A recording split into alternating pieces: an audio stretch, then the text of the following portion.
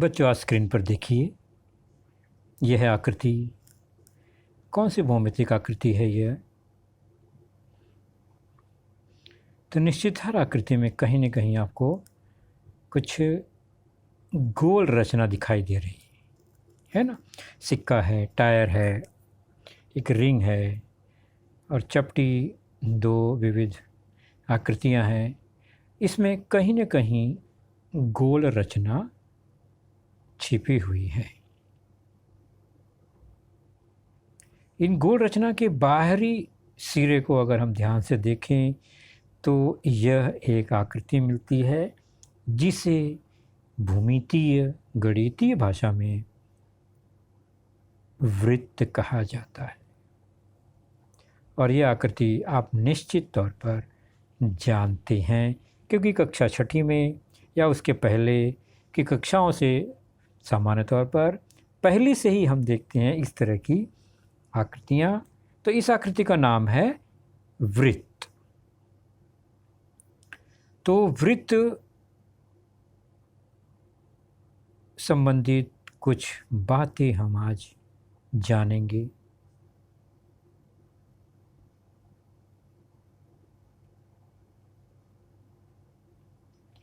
तो सबसे पहले जानें कि वृत्त क्या है, कैसे बनता है वृत्त। तो कोई एक बिंदु है, मान लीजिए प्रतल पर, जिसे हम केंद्र कहते हैं। उससे कुछ दूरी पर, वह दूरी जिसे त्रिज्या कहते हैं, तो उतनी दूरी पर स्थित जितने भी बिंदु होंगे, वह आपको क्या लगता है वहाँ एक ही बिंदु है? नहीं। अगर हम उसको घुमा दें इस तरह से तो उस दूरी पर असंख्य बिंदु होंगे। तो उस केंद्र जो बिंदु है उससे ये असंख्य बिंदुएं दिखाई दे रहे हैं जो कि त्रिज्या की दूरी पर हैं। तो इन सभी असंख्य असीमित बिंदुओं के समुच्चय को, जो कि केंद्र या किसी एक बिंदु से समान दूरी पर हो, उसे हम वृत्त कहते हैं। और अगर वृत्त को आपको आपकी पाठ्य पुस्तक पर बनाना हो, यानी टेस्ट नोटबुक पर बनाना हो, मान लीजिए आपको किसी पेज पर बनाना हो, तो कैसे बनाएंगे?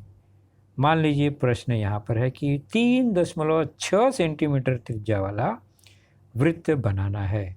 तो त्रिज्या दिया गया है 3.6। तो हम 0 से 3.6 तक गोला प्रकार या लंगड़ा प्रकार को इस तरह रखेंगे, उसको नापेंगे और फिर उसके नोक को कागज़ के एक स्थान पर रखेंगे और पेंसिल वाले हिस्से को घुमाएंगे। तो हमें नोक पर केंद्र बिंदु मिलेगा और किनारे पर जो एक आकृति बनेगी वह होगी वृत्त, और इसकी त्रिज्या 3.6 होगी, क्योंकि हमने वही माप कर तो बनाया है।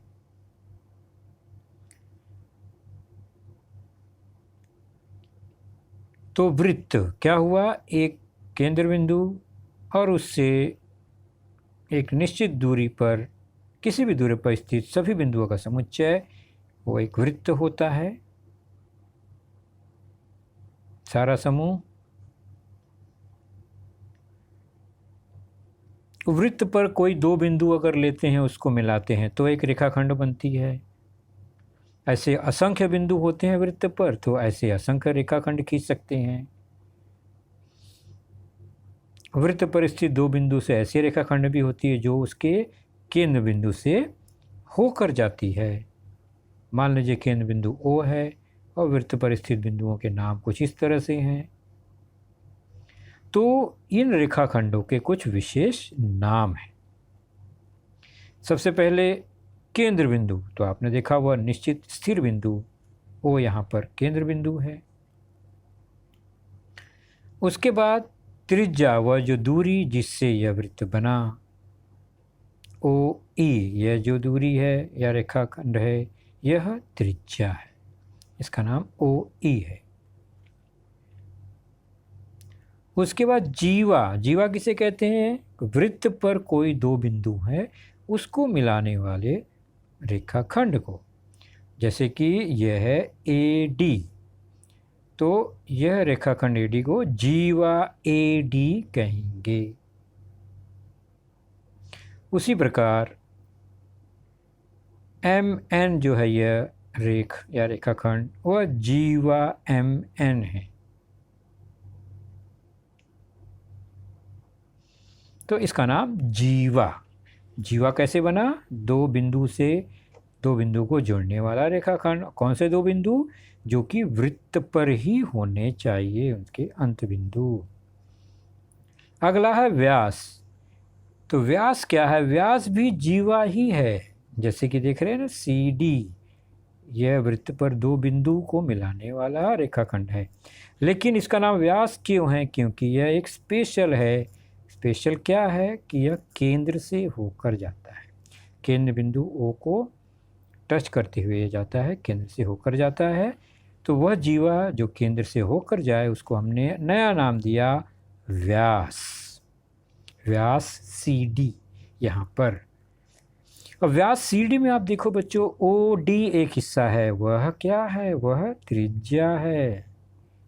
केंद्र बिंदु से वृत्त पर स्थित बिंदु को जोड़ने वाला जो भी रेखाखंड होगा सब त्रिज्या ही होगा। वैसे OC भी त्रिज्या ही है। तो व्यास में दो त्रिज्या दिखाई दे रहे हैं।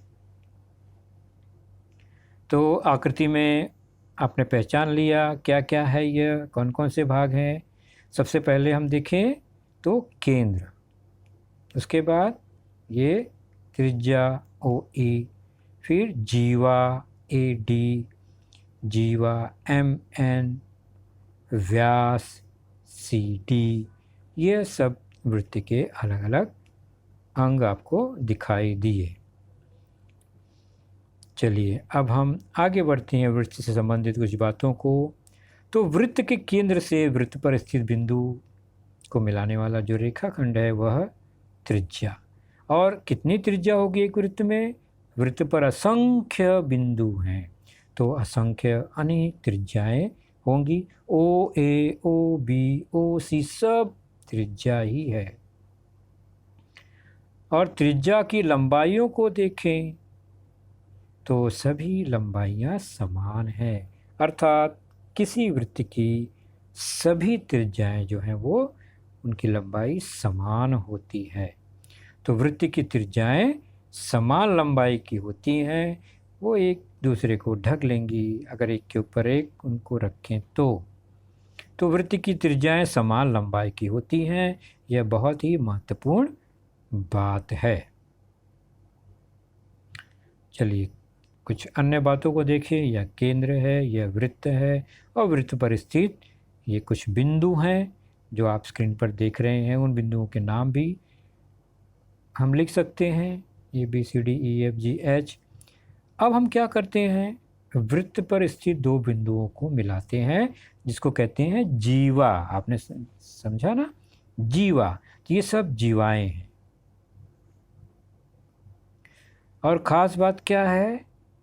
वृत्त की असंख्य जीवाएं तो होती हैं, लेकिन सभी जीवाएं देखिए एक ही लंबाई की नहीं है, यानी जीवाएं छोटी बड़ी भी हो सकती हैं। तो वृत्त की सभी जीवाएं समान लंबाई की नहीं होती हैं हमेशा। कुछ हो सकती हैं, कुछ नहीं भी होंगी।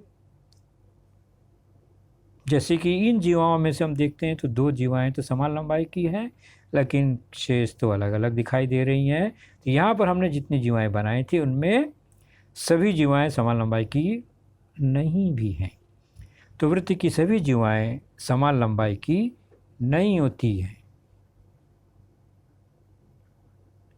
चलिए और कुछ बातें देखें। हमने त्रिज्या के बारे में देखा, हमने जीवा के बारे में देखा। अब वृत्त पर स्थित कुछ बिंदु इस तरह से हैं, और उनको मिलाया अगर हमने उन दो बिंदुओं को किसी को, और वो रेखाखंड अगर केंद्र से होकर इस तरह से गया, तो यह सबसे बड़ी जीवा होगी जिसे व्यास कहते हैं। और ऐसे असंख्य व्यास खींचे जा सकते सकते हैं। तो वृत्त के केंद्र से होकर जाने वाली असंख्य रेखा खंड हो सकती है और वह रेखाखंड निश्चित है वृत्त पर दो बिंदुओं को कहीं न कहीं काटता ही है। तो असंख्य व्यास होंगे। तो वृत्त के अनेक असंख्य व्यास होते हैं जो कि केंद्र से होकर ही जाते हैं, निश्चित है यह। तो जीवा केंद्र से होकर जा रहा है, इसलिए इसका नाम व्यास। वृत्त के व्यास वृत्त की जीवा भी होती है, हमने जाना। जीवा इसलिए क्योंकि वृत्त पर स्थित दो बिंदुओं को जोड़ने वाला रेखाखंड है ये, और इसका नाम व्यास क्यों है? क्योंकि यह केंद्र से होकर जाता है। अब इनकी लंबाइयों को देखें अगर, तो समान लंबाई की दिखाई दे रही हैं। तो वृत्त के व्यास जो है लंबाई समान होती है उनकी। किसी भी वृत्त का के जितने व्यास होंगे सबकी लंबाई समान होगी। तो सबकी लंबाई समान, सभी व्यास की लंबाई, एक वृत्त के जितने व्यास होंगे सबकी लंबाई समान होगी। छोटे बड़े वृत्त के व्यास अलग अलग होंगे, लेकिन एक वृत्त के अंदर जितने व्यास होंगे सबकी लंबाई समान होगी। तो अभी हमने कुछ बातें समझी। पहला है वृत्त की असंख्य अनेक त्रिज्याएं होती हैं और सभी त्रिज्याएं जो होती हैं वृत्त की, उस वृत्त की समान होती है। ठीक उसी प्रकार वृत्त के असंख्य व्यास होते हैं और उस वृत्त के सभी व्यास समान लंबाई के होते हैं। और वृत्त का सभी व्यास जो होता है वह एक जीवा ही होती है। त्रिज्या और व्यास में क्या संबंध है उसे हम जानने का प्रयास करते हैं। तो यह है व्यास, यह भी एक व्यास, यह त्रिज्या, यह एक दूसरी त्रिज्या हमने बना दी। अब हम चेक करते हैं उनकी लंबाइयों को। यह है व्यास और ये दो त्रिज्याएं हैं। उसको हम व्यास के आसपास रखकर तुलना करते हैं अगर, तो दो त्रिज्या मिलाकर एक व्यास की लंबाई हो जा रही है। मतलब वृत्त के व्यास की जो लंबाई है वो त्रिज्या की लंबाई का दुगना होता है। दूसरी भाषा में वृत्त की त्रिज्या जो होती है वो व्यास की लंबाई की आधी होती है। तो व्यास बराबर त्रिज्या का दुगना, त्रिज्या गुणे 2। तो व्यास बराबर त्रिज्या गुणे 2। दूसरी भाषा में त्रिज्या जो है व्यास का आधा होता है, मतलब व्यास बटा 2। अब वृत्त की परिधि क्या होती है? तो वृत्त की जो चाप है, वक्र भाग, उसकी सीधी लंबाई को, उसकी लंबाई को वृत्त की परिधि कहते हैं। तो परिधि तो वक्र है, कैसे नापेंगे इसको देख लेते हैं। ये वृत्ताकार एक भाग है, उसका जो बाहरी किनारा है वृत्ताकार क्षेत्र का, ये वृत्त है, उसकी जो लंबाई है उसको कहते हैं परिधि।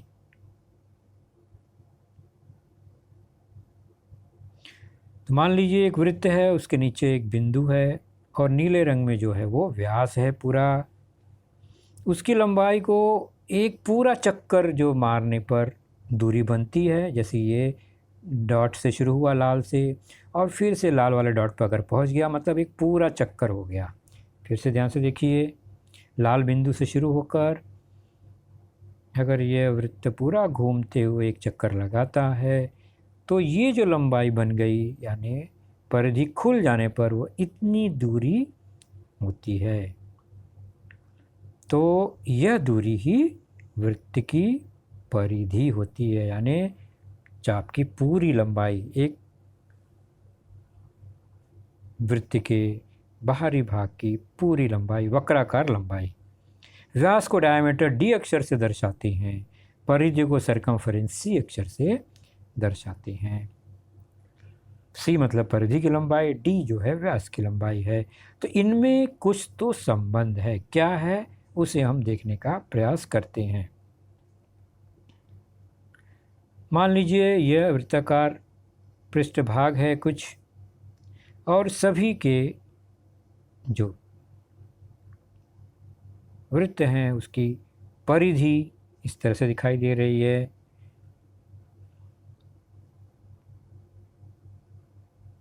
तो परिधि को यहाँ एक उदाहरण द्वारा समझते हैं। मान लीजिए कोई बेलनाकार या वृत्ताकार मुख वाला पाइप है, तो उसका जो वृत्ताकार भाग है उसको अगर हम धागा लपेट कर मापें इस तरह से, तो यह ऐसा दिखाई देगा नीले रंग में। इसी को कहते हैं परिधि। इसको धागे को खोल देंगे, सीधा दूरी जो होगी, सीधी दूरी, वही परिधि होगी। तो इस तरह से ये सब वृत्त की परिधियां हैं, जिसे सी अक्षर से दर्शाएं अगर, तो अलग अलग वृत्त के लिए हम अलग अलग सी दर्शा सकते हैं। कैपिटल हो तो सब कैपिटल लें, डी हो तो सब D, small D, capital D, small C, capital C का उपयोग हम कर सकते हैं। मान लीजिए एक वृत्त की परिधि C1 तो दूसरे की C2, तीसरे की C3, इस तरह से हम ले सकते हैं।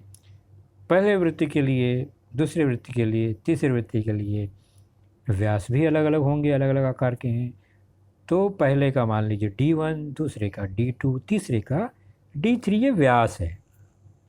तो D1 व्यास का परिधि C1 है, D2 व्यास वाले वृत्त की परिधि C2, और D3 परिधि वाले, D3 व्यास वाले परिधि वृत्त की परिधि C3 है। अब देखते हैं संबंध क्या होता है। तो अलग अलग वृत्त की परिधि और उनके व्यास में संबंध हम चेक करते हैं, छोटे बड़े आकार लेकर। तो हम यहाँ 4 वृत्त लेते हैं। एक वृत्त, पहले वृत्त का डायमीटर व्यास D1, दूसरे का D2, तीसरे का D3, चौथे का D4, क्रमशः उनकी परिधियां होगी C1, C2, C3, C4। और एक छोटा वृत्त और ले लेते हैं, 5वां, जिसकी परिधि C5 और व्यास D5 है। अब हम चेक करते हैं संबंध। हम क्या करेंगे, परिधि और व्यास का अनुपात चेक करते हैं। C1 बटे D1, यानी C1 की लंबाई बटे D1 की लंबाई, जो भी होगी माप कर हम उसकी गणना करेंगे। तो छोटे बड़े सब वृत्त की परिधि बटे व्यास बनाते हैं। अगर आप परिधि और व्यास की सारणी बनाकर उसे नोट करें कि परिधि कितनी है और व्यास कितना है, उसका अनुपात क्या है, तो हम देखते हैं कि हर वृत्त के लिए परिधि बटे व्यास का मान समान ही आता है, यानी वह अचर रहता है, उसके अनुपात के मान में कोई परिवर्तन नहीं आता है। तो हम एक निष्कर्ष पर पहुंचते हैं कि वृत्त की परिधि और उसके व्यास का जो अनुपात है वो अचर होता है, कांस्टेंट होता है, और जिसका मान लगभग 22/7 के बराबर होता है। दशमलव में लिखें तो 3.1416 के लगभग मान के बराबर ही होता है। और इस अचर पद को गणितीय भाषा में पाई कहा जाता है। पाई यह संकेत है जो कि परिधि बटे व्यास को दर्शाता है, जिसका मान 22/7 या 3.14 होता है, ग्रीक अक्षर है। तो पाई क्या है, पाई यह परिधि और व्यास का अनुपात है। तो हमने देखा परिधि बटे व्यास बराबर अचरांक जो कि पाई है। अब इसको हम देखते हैं समीकरण के रूप में कैसे बनता है। तो परिधि C व्यास D होता है और ये हमेशा पाई के बराबर ही होता है। इसका मतलब C जो होता है वो पाई गुणे D के बराबर होता है, या C बराबर पाई गुणे D क्या है, वो त्रिज्या का दुगना है, यानी 2r के बराबर है। तो यहाँ पर C बराबर क्या हो गया, पाई 2r को हम व्यवस्थित लिखें तो 2 पाई r हो गया, 2 गुणे पाई गुणे r।